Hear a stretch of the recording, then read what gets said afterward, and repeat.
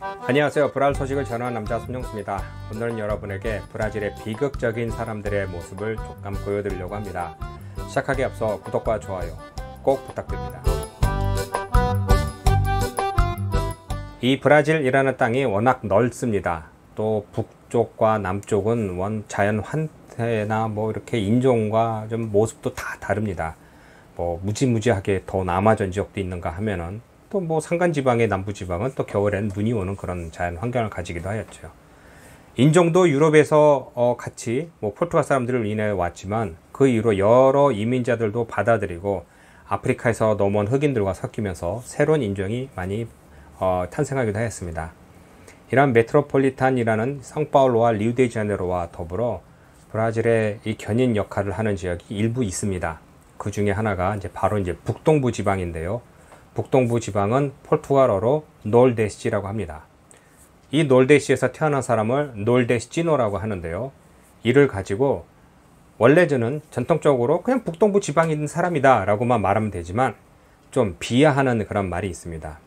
왜 그런 이유가 있을까요? 조금 일찍 더 깊게 이야기를 하자면요. 놀데시는 사실 당시 배를 타고 다니던 시절에는 유럽에서 남미까지 오는 때 첫 번째로 들리는 브라질 정거장이었습니다. 이렇게 지도를 보시면 북동부 지방에 뾰족하게 나오는 곳이 있는데요. 이곳에 포르탈레사, 세아라, 페남부코 이런 지역에는 유럽에서 배를 타고 여러 아프리카 해안선을 타고 오다가 바다를 건너 브라질에 도착하는 곳입니다. 첫 번째 항구다 보니 좋은 혜택은 바로 유럽에 있는 신문물을 빨리 많이 받아들인 곳이었습니다. 그러다 보니 또 그쪽 지방의 사람들은 그냥 엘리트도 많이 생겼고요. 또 그 부를 축적한 사람들도 많았습니다. 당시 1800년도에 보면은 브라질의 수도는 바로 지금의 리우데자네이루에 있습니다. 리우데자네이루와 북동부 지방에는요, 뱃머리도 엄청나게 멀리 떨어진 곳이었습니다. 지금도 비행기를 타고 2시간 이상은 날아야 되는 그런 먼 거리에 있는 곳입니다. 어쨌든 그쪽 지방에 있는 사람들은 중앙 집권이 리우데자네이루인데 그쪽과 달리 우리는 다른 개혁적인 생각과 행동을 많이 하는 그런 곳이었죠. 더군다나 1600년도에는 네덜란드에 또 장기간 20년 넘게 식민지 생활을 했기 때문에 네덜란드, 스페인, 또 프랑스 등 다른 나라 사람들과 문화가 많이 융화되는 그런 곳이기도 합니다.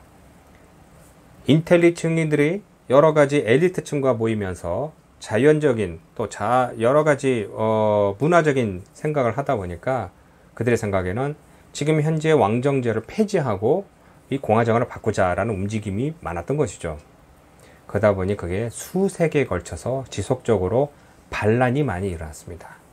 이 반란이라는 것도 리우데자네이루에서 쳐다보면은 반란군이라고 하지만 그쪽 지방에 사는 사람들은 우리는 따로 살겠다라고 말하는 것이죠. 그들은 또한 그쪽 지역이 아무리 브라질 자연이 좋다고 하지만 약간 그쪽엔 사막화 현상이 지속되고 있는 곳이고요. 많이 물이 모자라는 곳이고 또 일부 산악지대가 있습니다. 그렇기 때문에 그쪽에는 계속 사람들이 인구를 늘려가기 위해서는 자연을 개발해야 될 그런 요소가 있어야 되는데요.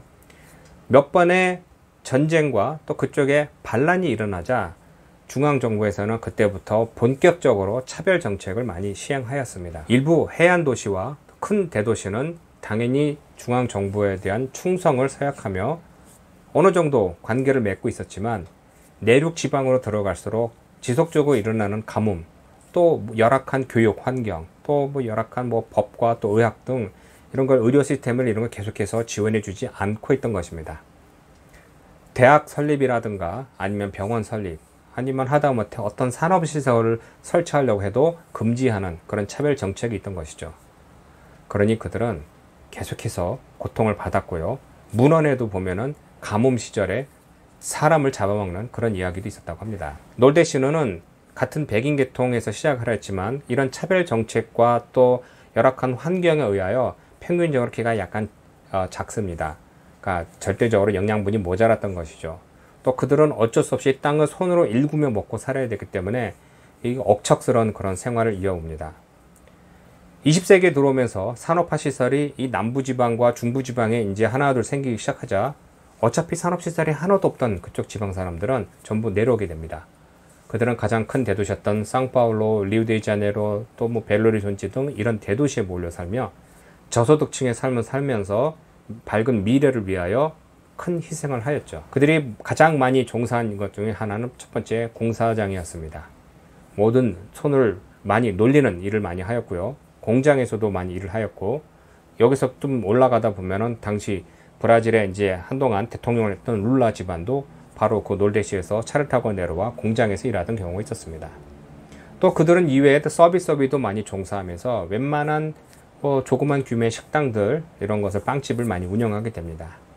끈끈한 정으로 가족끼리 몰려서 살며 사업을 하나씩 늘려가며 자기들끼리 우대하는 그런 분위기를 조성하다 보니 놀데시노에 대해서 이 상파울로나 인근 대도시 사람들은 저들은 억척스러운 사람들, 저 사람들은 깍쟁이들이라고 손가락질 하지만 그들의 핍박된 생활과 그 뿌리를 알고 보면 왜 그들이 그렇게 살 수 있었는지 그것을 이해할 수 있습니다. 지금도 그들에는 교육을 많이 못 받아서 무식한 사람이라는 말과 또 지랄 맞은 사람이다라는 표현을 많이 쓰기도 합니다. 그렇지만 이건 잘못된 표현이고요. 룰라 대통령이 취임하고 나서 자기가 살던 고향을 개발하기 위하여 대대적인 정책을 많이 시행하였습니다. 그 중에 하나가 바이아주에서 바다로 떨어지는 샌프란시스코 강을 북쪽으로 물줄기를 돌렸고요. 또 하나는 지원금을 많이 내주면서 인센티브를 많이 줘서 많은 기업들이 그쪽으로 산업을 옮기기도 하였습니다. 또한 자연적으로 농사 짓는 사람들이 아무리 햇볕이 좋은 곳이라도 자꾸만 가꾸면은 최상의 이제 포도를 재배하지 않을까라고 해서 그 많은 농업시설도 많이 이전하기도 하였습니다. 이런 것에 힘입어 한동안 북동부 지역은 지금은 어느 정도 이제 자립할 수 있는 이제 수준까지 올랐고요. 그 안에서 또 이제 돈을 많이 번 사람들이 또 자국민 자존심을 많이 올리며 지금은 이제 명실상부 이쪽에서 그냥 손가락질하며 저들을 먹여 살려야 된다라는 분위기가 아닌 산업도 이제 이룩한 그런 이제 어엿한 지역이라고 이제 인정받고 있습니다. 이런 내용을 제가 얘기를 하다 보면은 우리 한국 대한민국도 이제 이와 비슷한 역사가 있는 것 같아서 좀 안타깝기도 합니다. 또 그런 사람들 출신 사람들을 손가락질하며 저 놀데시노들은 저거 안 됐다라고 하는 분위기는 잘못된 표현이고 그들은 열심히 일하고 또 친근감 있게 또 사귀어두면은 또 좋습니다. 근데 사실 이게 어느 지방 사람이라고 싫어하고 좋아하는 게 아니라 모든 사람을 다 평등하게 또 좋아해야 되는 것이죠. 이렇게 뭐든지 이제 두루두루 사는 이제 브라질 이제 문화 이야기 오늘은 여기까지입니다. 다음에 또 다른 또 좋은 콘텐츠 만들어 여러분에게 인사 올리겠습니다. 고맙습니다.